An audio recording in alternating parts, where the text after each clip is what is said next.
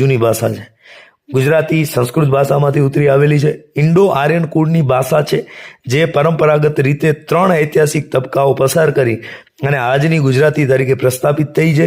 વૈદિક સંસ્કૃતમાંથી પ્રકૃતિ અને અભ્રંશનો તબક્કો પસાર કરી અને આધુનિક ભાષાઓ અસ્તિત્વમાં આવેલી છે, જે એ જ પરિપાટી જૂની ગુજરાતી ગુર્જર અભ્રંશ આશરે ઈસવીસન 1100 થી 1500 મધ્યકાલીન ગુજરાતી ભાષા.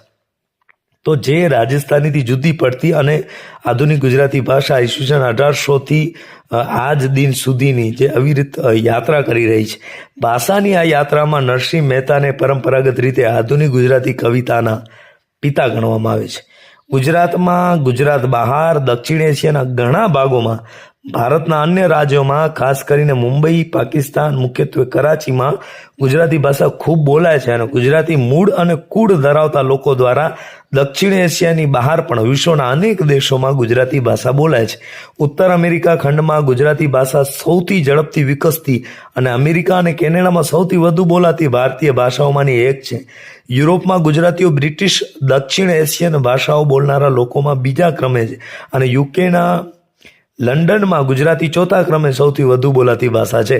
ગુજરાતી ઉત્તર પૂર્વીય આફ્રિકન દેશો તથા દક્ષિણ આફ્રિકા સહિત આફ્રિકાના અન્ય દેશોમાં પણ બોલાય છે.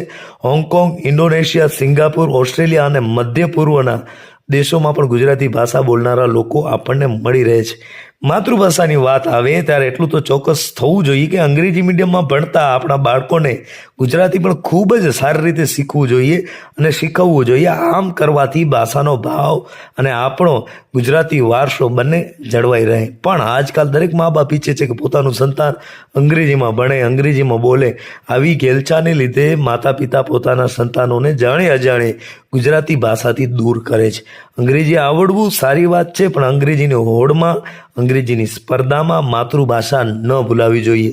એ ધ્યાન માતા પિતાએ રાખવું જોઈએ. આપણને સપનું જે ભાષામાં આવે છે એ ભાષાને આપણે કદી ન ભૂલવી જોઈએ. દેખાવ કરવા માટે માતૃભાષાને નાની બનાવવી યોગ્ય નથી જ.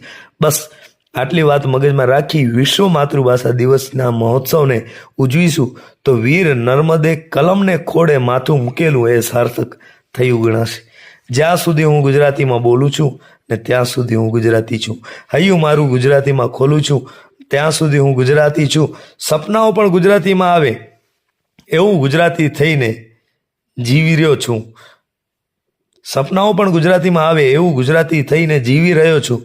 મારી માના હાલડાથી ડોલું છું ને ત્યાં સુધી હું ગુજરાતી છું. મારી માના હાલડાથી ડોલું છું ત્યાં સુધી હું ગુજરાતી છું. ધન્યવાદ.